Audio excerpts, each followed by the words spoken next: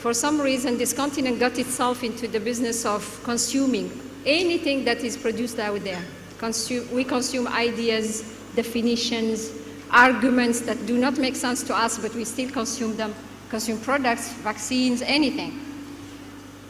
Here are a group of Africans, and not least an Obasanjo and an Igbinedion of this world telling you, I don't understand why this is demystified. We have to demystify standards. The continent doesn't have standards. We cannot drive home the standards that are not here. What does it really take? How much would it take? Who should be there? We're just going to answer to these three questions for a while and then come up with it. So what does it take? What does it take, Dr. Philip? Thank you very much. It's a sterling opportunity for Africa. What has happened here is something that we need to celebrate. What does it take?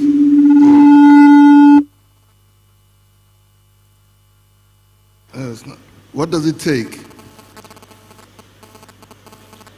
For the first time in pushing a major health program, we're seeing the private sector come together with the public sector to facilitate an incredibly important program for the health of Africa and the health security of Africa.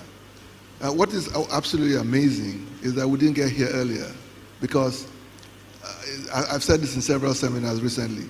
Africa is gifted with the most diverse genetic material on the planet. And so we have candidates and targets for both medicines and vaccines that just require research and development. So manufacture should have been a logical step in terms of our response and our capabilities. So it's okay that we're at least starting, and we have the wherewithal to do it. What does it take? It also takes the coming together of various components of Africa, because it can't be done alone. So we need, as Africans, to come together and say, this is our security, let's do it. Be it regional collaboration, be it countries within regions, etc., we need to do it. So let me stop there, and thank you very much. Thank you, Dr. Philip. Dr. Udoma, what does it take in your view? What does it take to come up with a vaccine? Dr. Philip said we have the most diverse genes.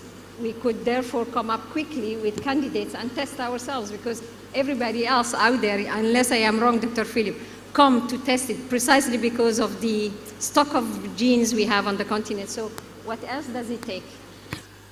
The core area, based on my experience, what it takes is our will. I don't think even money can stop us from moving forward. It is the will.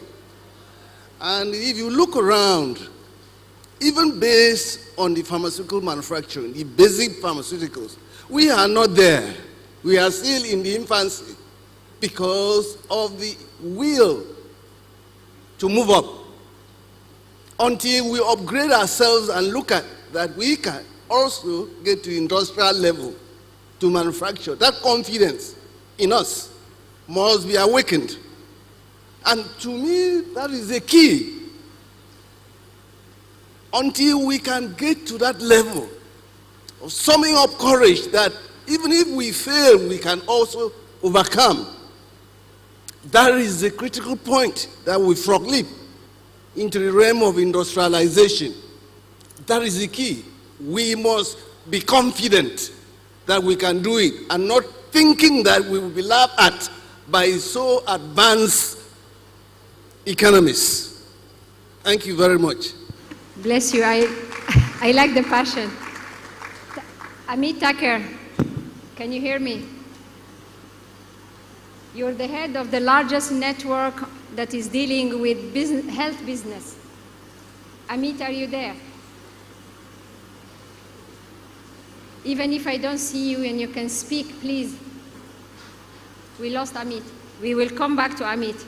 So far, there is one have and one have not. We have the genes to come up with candidates. We don't have the confidence, the mindset, and the will, because we are not even attending to other basic pharmaceutical, let alone vaccine. But numbers, you said money. The economist is here, Professor Boko. What are we talking about? You crunch numbers day in, day out for 20 years. What does it mean now? Thank you, Madam Chair.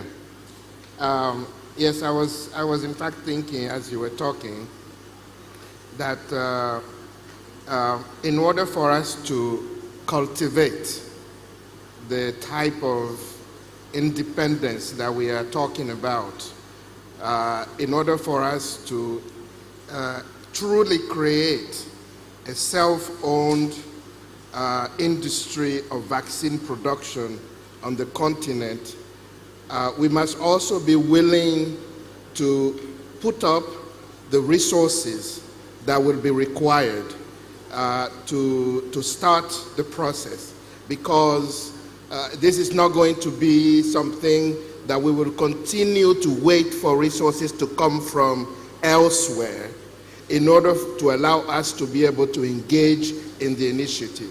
So to the extent that we are serious about this, we must, as a continent, be able to mobilize the resources. And to mobilize resources, it means that we have to be out there talking to the private sector, talking to the foundations, talking to the sovereign wealth funds. I'm talking about innovative resource mobilization strategies that would allow us to collect and to bring together a collective effort, financing efforts, in order to start this, and also to be able to give that confidence that the professor is talking about to the private sector, to see in this an opportunity as a business venture, an opportunity to say, yes, I'm contributing to something that is going to promote health, that is going to prevent death, but at the same time, I'm making money doing it. In other words, there has to be a certain incentive that would bring the private sector to the table and to remain at the table and be participants in this process. So from my perspective, that is what it would take. Thank you, Chair. Thank you. We will need to innovate in the way we raise the domestic resources, even in domestic resources. But it cannot go without generating the demand. Private sector reacts to demand. Dr. Asfour, it's your business to uphold that. You are the chair of the African Business Council, the only women champion of the African Free Trade Agreement and the boosting into African trade. That entire infrastructure, we built an institution. Your institution was the last one to come, the African Business Council. Private sector, why haven't they pinched in so far? It wasn't important to them? Were they waiting for an initiative of this nature to make the case to them? Why couldn't they find the case?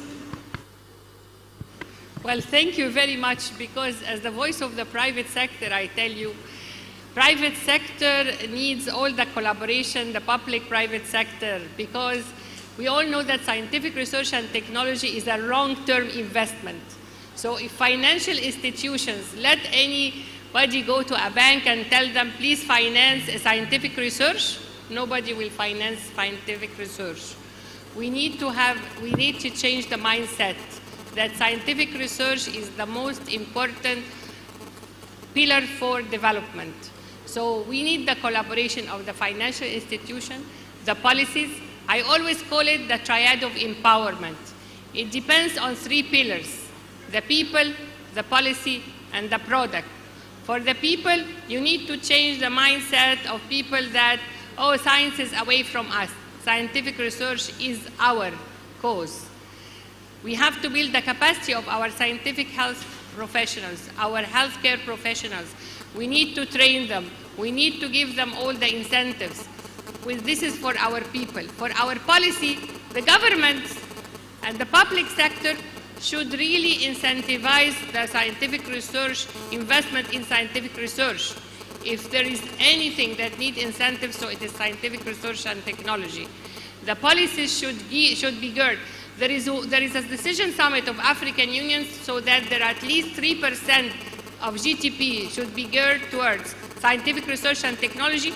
Only 3 countries on the continent that have realized this. We need to see how the policy, how the public sector is joining efforts with the private sector. And the third pillar, I call it the product, which now we need to have a vaccine. This vaccine should be competitive, should be standard, should be quality, and should originate from the African soil.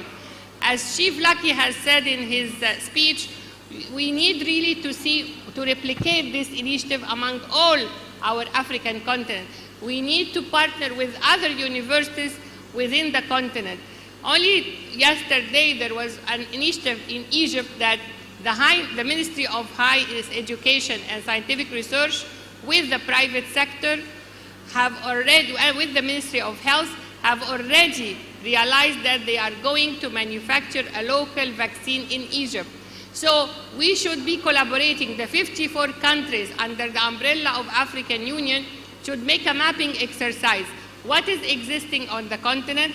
How can the private sector support? The private sector can only invest and give money when we really have a solid ground, when we understand that there is a good incentives, there is a good policy, because now vaccination, right now in the whole world there is only 7 vaccines that is approved by WHO. Yet, till now, not all those vaccines you can travel with them. So, let alone that now Africa have less than 2%. So, if we want really the collaboration of the private sector, which is already happening here, happening in Egypt, we need to join efforts and finance the scientific research and technology and finance the private sector to make this mission. Thank you, Doctor. So, health is a business, agriculture is business. Is Amit online? Amit Taker, are you with us now? Amit is a brother of mine who is Kenyan. He built the largest network of business and government alike, providing them a platform to converse regularly. They have been trying to move the lines of policies, very strict, very constraining for the private sector. They don't trust one another. Government and private sector don't talk. So he has been trying to broker that talk but Prof. Mutambara, it's about people. It has been, it is, and it will always be about people, self-determination. Can Pan-Africanism alone, and the fact that we feel strongly that we are in a situation where we are still beggars, we're begging for vaccines. COVAX is nothing but charity to me.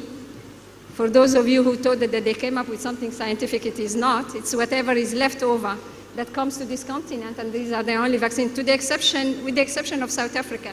Nobody else bought vaccines, everybody receives. So, Prof, would you be able to bring back the experts who are highly paid, whether they're Africans or non-Africans, to come to the continent if it's about people? What is the appeal? What does it take? What does it take? It takes Africans working together as one bloc. What we've done today in Nigeria is proof of concept, but the agenda is Pan-African. The agenda is Africa. Keep your eyes on the prize. But there's no such thing as a free lunch.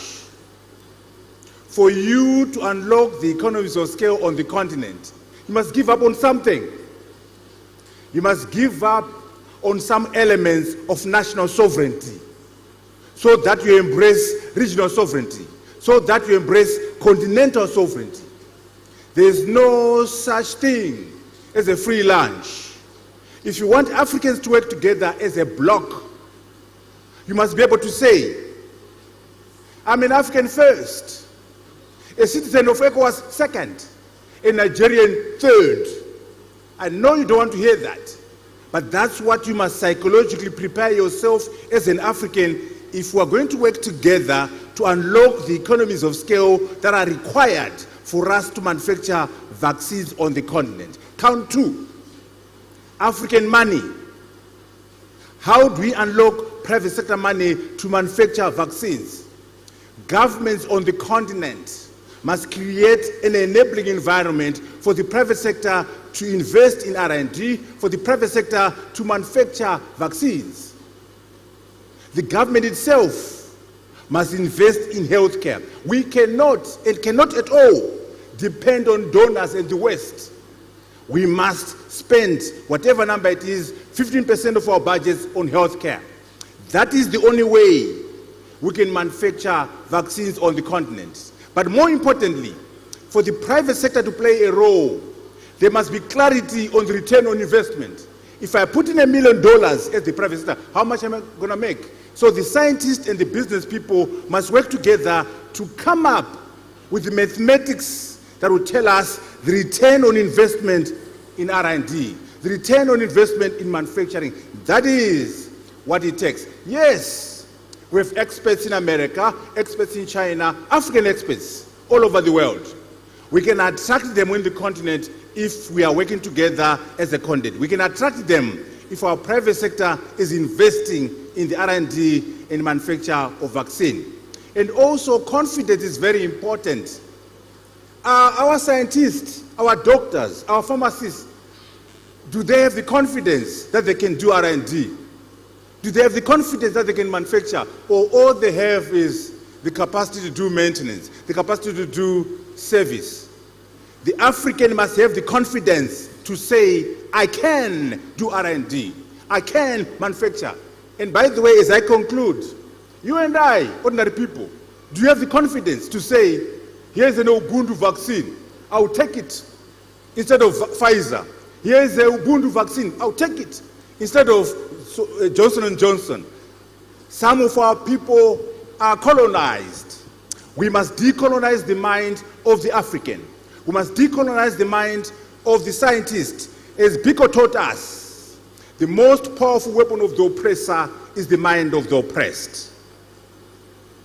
Thank you very much. You always have ovations, Professor, but we will still need to attend to the question of, are the scientists and the experts listening to us as well? Because we know that policymakers and private sector are not talking. With private sector, policymakers and experts talk at some point, we will see. If my brother Ernest Ariete was here, he's the Secretary General of ARWA, the African Research Universities Alliance. That's an alliance of 17 public research universities on the continent. They're already attending to this. We do hope, and this is another call to my brother, Chief Lucky Nosahai Igbinedion, Deputy Chancellor of Igbinedion University and Igbinedion University Teaching Hospital. We also, sir, needed to network the private universities. That's what Amani is saying, because public universities suffer from some of the ills. Private universities do not have the same, but if they bring together, they will probably be able to tone down what blocks them and bring about a proper research as well. So this is another call. Since you already delivered on everything we have asked you, maybe we can carry on and try to reach that. Sorry, Amit, you're here, please. Amit, we've been trying to answer the same question from a variety of perspectives. I hope you are hearing us. What does it take? What does it take from the health business perspective? Thank you, Madam Moderator. Suad, it's a really pleasure to join you again. What it takes is partnership and leadership. In my opinion, if we mix these two ingredients, we will probably move in a phased approach where investments close to $20 billion have already been cited towards making vaccine systems available. We know that we will need close to $350 billion in the long term to make us self-sufficient. Now let me explain the 6 countries that we've been talking to so closely: Morocco, Nigeria, Egypt, Kenya, Rwanda, and South Africa, among many others. These have foundation under which we can go through stepwise approach for universal access to equitable vaccines through a model called phase 1 distribution, which is fill and finish, and then setting up structures to start manufacturing in the long-term basis. If we manage to fill and finish, we can triple our supply within the first year. If we fill and finish with all these countries participating, within 4 years, we have reached more than 5 times the number of people that we want to reach for vaccines, not only for this particular pandemic of COVID-19, but for many childhood illnesses and other viral infections. I would like that, since private sector is ready and they believe this is a viable opportunity, we need social connection with the government to provide us the enabling environment. This enabling environment is what provided India 30-40 years ago an environment which included incentives of doing business, incentives around waiving unnecessary tax and duties, incentives around export compensation. If those costs are reduced, we can become extremely competitive around our fill and finish model. So structurally, if we have special economic zones and we have export processing zones that create the mathematics around what Aspen might be doing in South Africa, why can't we replicate it in at least 4 or 5 sites? So what it takes, I would suggest, is partnership and leadership with incentives aligned with the government and private sector being on the same page. I think together what CoDA is doing is to build trust, is to build exactly this partnership and leadership, and totally you have the full support of the private health sector here. Thank you. Thank you very much. We are really far behind schedule. If I was to summarize what happened on this platform, it seems that we have what it takes. It seems that this pandemic provided us with a viable opportunity. It seems that the intermediate solutions, fill and finish models that we could already ride on exist. The leadership and partnership at state level seem to be already on the move. The 6 countries are already collaborating. Private sector confidence must be built. Standards and experts out there must be, we have to drive them home.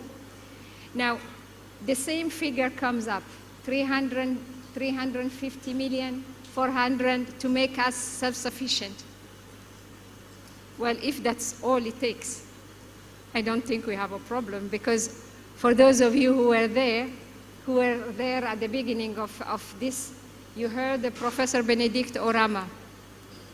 They have already raised 2 billion through one facility in the middle of the pandemic to attend to solutions, and that was not to attend to our own problems, merely to get by. So if we can, through one financial institution, raise 2 billion to attend to things that we are not even benefiting that much from, other than, I think that $500 million shouldn't be that difficult for us if we're thinking right, if we know what we are doing. So maybe, Ken, you can help me with the questions.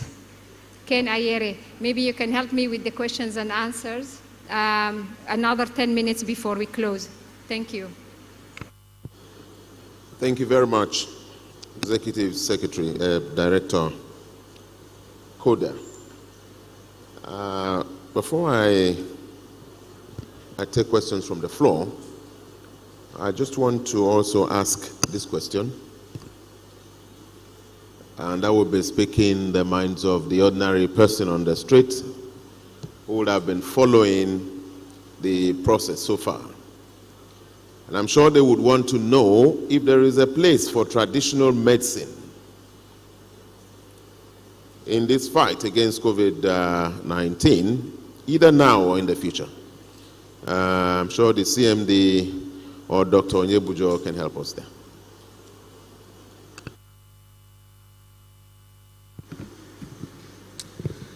Thank you very much, Ken. It's a very good question, absolutely critical and vital. In the conceptualization of the Center of Excellence that His Excellency Lucky Gnedion mentioned in his in his address, part of what we're thinking about in driving the R&D process is to also begin to look at phytochemical research. I'm sure the professor of pharmacology there will probably have more to say about this, but to inculcate phytochemical research as an entry point into identifying particular targets that might facilitate medicines and vaccines, alongside what I mentioned. So you have an incredible array of phytochemicals in Africa. You have an incredible array of genes in Africa. So it presents a massive opportunity. So the answer is yes, it is being considered appropriately. Thank you. Yeah. Thank you very much, Dr. Philip.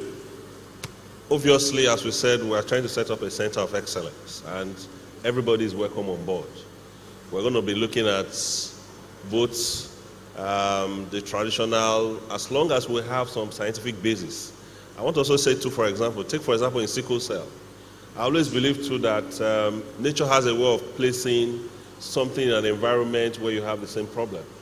And so sometimes you may need to also look inwards. What we're saying is that following international standards, everything we'll be looking to, and we are certain that we'll look at some of these things.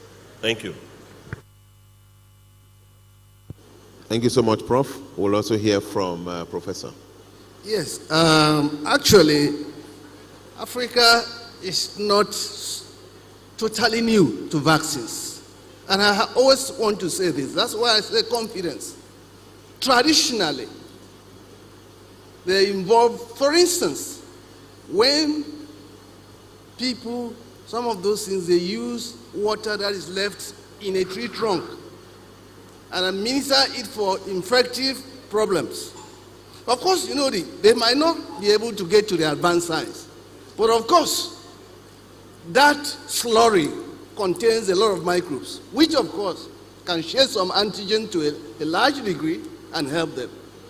The snake, using boiling all these snake heads or dog heads and taking the slurry is all a form of vaccination, because the antigen from this, of course we understand the issue of the antidote to a poison is part of the poison. And based on that, they'll be able to manage a lot of these infective agents.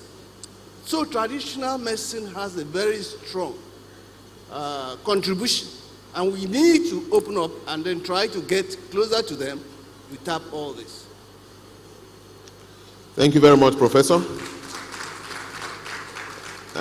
We are far behind on time. I would have loved to take more questions from the floor. But what we can do is write out our questions and pass them on to the team through the PRO of the Gnedion University, and these questions will be answered. So I thank you all very much, and back to the Executive Director of CoDA. Well, mine will be very fast. We will probably just need to do what we have been told here, and all that alone will get us a long way. We will shoot for the moon, and if we get it to Timbuktu, it's good enough. So we start somewhere. We started in Okada. Let's see where the journey takes us. With these few words, I think it has been a rich 2 days. I would like to give the floor to a senior brother of mine for the votes of thanks. Professor Mutambara. I think as we close, we must show respect and thanks to those who have made this event possible. There are three categories of people I would want to thank as we close. The first one are the partners. CoDA, the teaching hospital, and the university. These two partners, two sets of partners, are the ones who made this possible.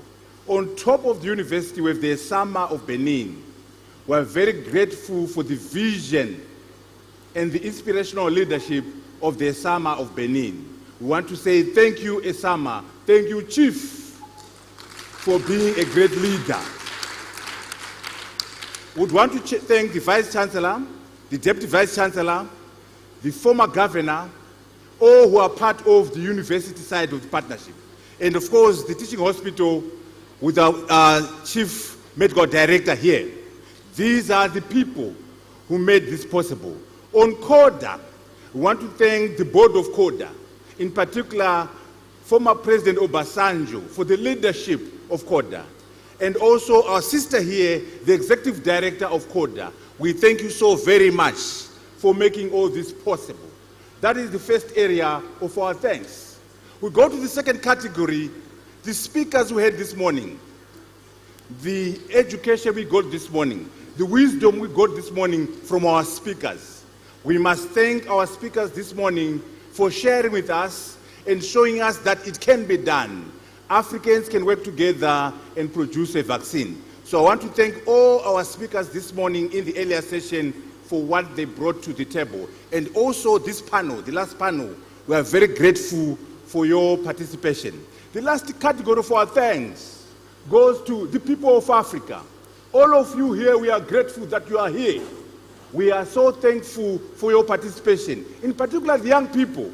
Young people, today all these old people, old men and women, we're talking about your future. You must own the future. Don't accept the dictum that says young people are the leaders of tomorrow. Reject that. Young people are the leaders of today.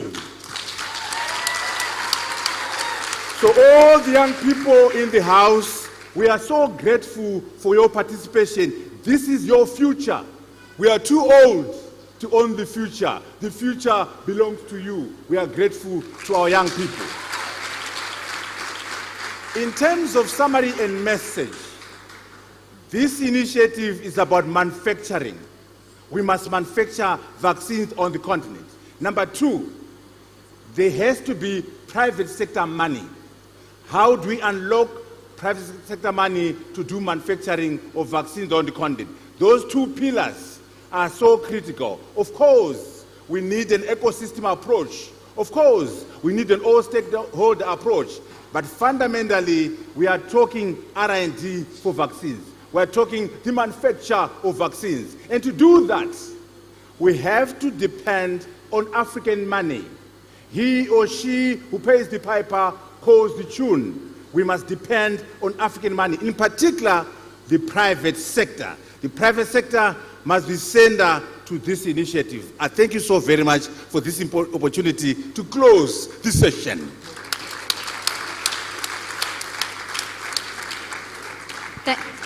Thank you. Yes, my sister, you may want to say, but before that, I wanted my sister, Dr. Miriam, to stand up, because she's going to play a critical role from the back.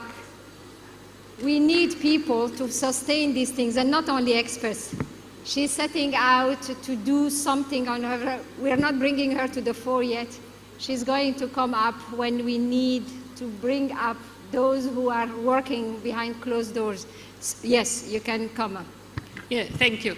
No, I want to address all my sisters and brothers everywhere here, because what African Union is do, what Africa Business Council is do, is for the integration of the Africa Continental Free Trade Area.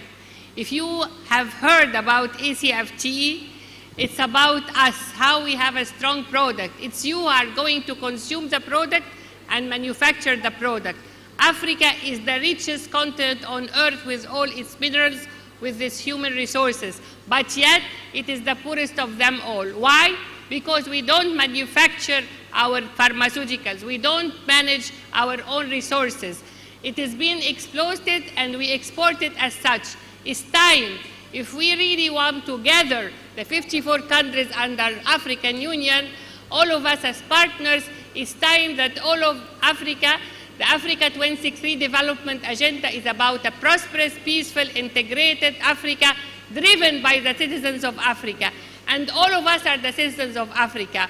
So we have to have confidence in Africa. We have to work alone. And I always challenge my African leaders when they say, we want Africa free from hunger, free from disease, free from literacy. And I say, no, we want Africa not free from hunger, but well-nourished, not free from disease, but healthy, not free from poverty, but wealthy, not free from illiteracy, but well-educated. This is our Africa that all of you are the future of it. Thank you. Thank you. We came to the end of the first journey here in Okada. I wanted to thank my team, a strong team of young boys and girls who have been working relentlessly. Uyi. Where is Uyi? All of you, please join us on the podium. The beautiful ladies who have been performing, please join us on the podium. It's time for pictures. Come as you wish. Take pictures. Tsitsi, Eddie, Kingsley, James, Collins. They happen to be majority Nigerians. I don't know how I ended up with them. And I'm a Pan-Africanist. They're all from Addis Ababa, though.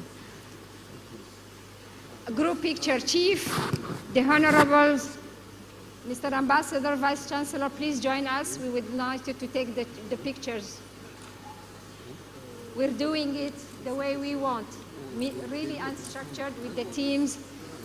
Please come.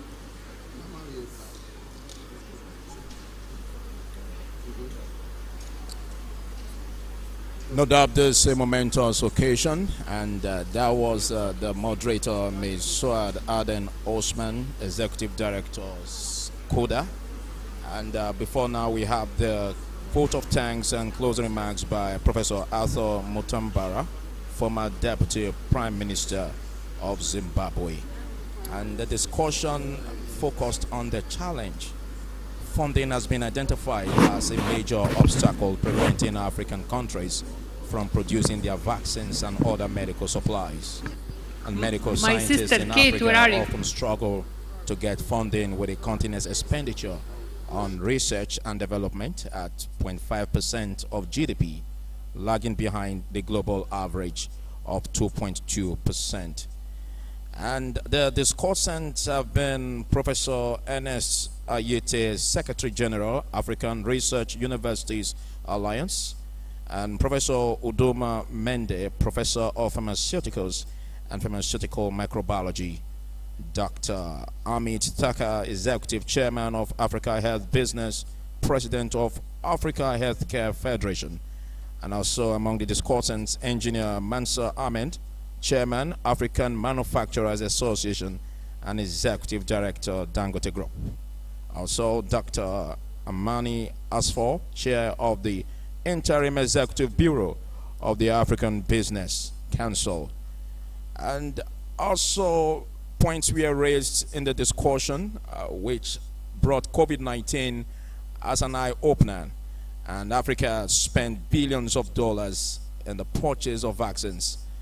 The panel of discussants emphasized on the need to plan, securing not just the present circumstance of the raging COVID-19 bedeviling the world in general and the continent Africa in particular, but planning ahead to secure the continent's future.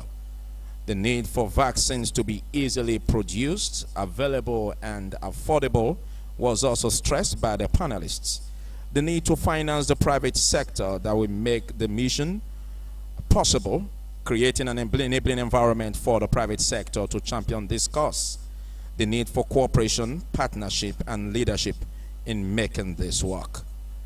CoDA, the Coalition for Dialogue on Africa, is collaborating with Igbenedion University, Okada, and Igbenedion University Teaching Hospital on development of Africa vaccines.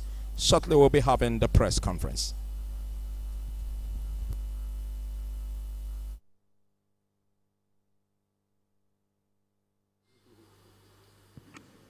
The multimedia team, unless you have something to run now, we have finished, you can come, please. You're part of the team.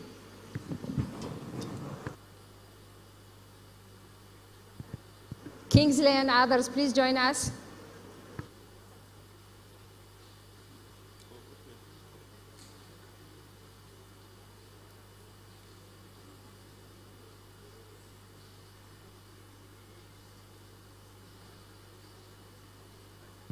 We wanted to modernize the auditorium. We couldn't do it without them. They came from Abuja. Thank you very much.